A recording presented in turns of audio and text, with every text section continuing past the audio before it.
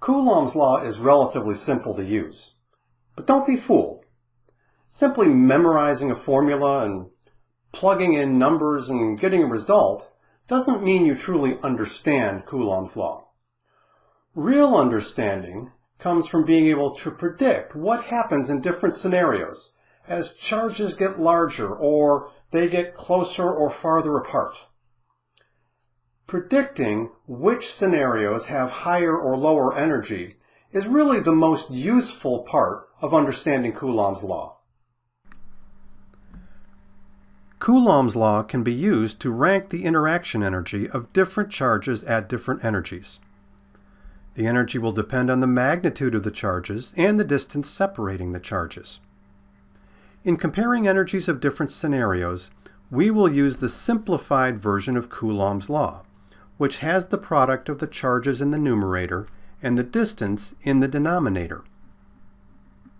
In an earlier presentation, we saw that charges of the same sign always had a positive energy, whereas charges of opposite sign always had a negative energy. We define lower energy as a more negative or less positive energy. That is perhaps the most important thing to know. The interaction of opposite charges will always be at lower energy than that of like charges. Notice that zero energy is in the middle of the range. As like charges get closer together, the energy goes up. As opposite charges get closer together, the energy goes down. This simple comparison will be very important for us in this course, since we will always be dealing with the interaction of charges. In the previous examples, we kept charges the same and varied the distance between them. We can also see what happens when we vary the magnitude of the charges, keeping the distance constant. When comparing like charges, bigger charges result in higher energy. With opposite charges, bigger charges result in lower energy.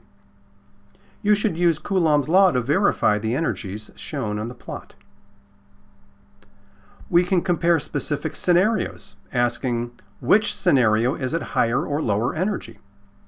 For example, which has a lower energy, a +2 charge and a +2 charge separated by 2 meters, or a +1 charge and a -3 charge separated by 3 meters? Substituting the charges and distances into Coulombs law, we find the first scenario has an energy of +2, while the second has an energy of -1. The second scenario has the lower energy. We might have noted at the beginning that the second scenario had opposite charges, while the first had like charges, so the second had to be lower energy. Our second example asks us to compare a -4 charge and a +2 charge separated by 2 meters with a -3 charge and a +1 charge separated by 1 meter.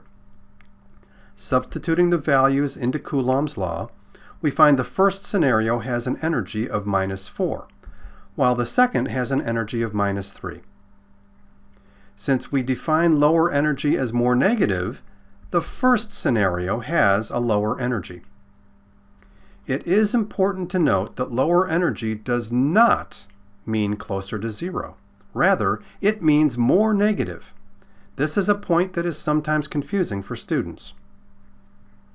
In summary, both the magnitudes of the charges and their separation distance will affect the energy of interaction. We can use Coulombs law to compute the energy. Lower energy scenarios will always have more negative energies.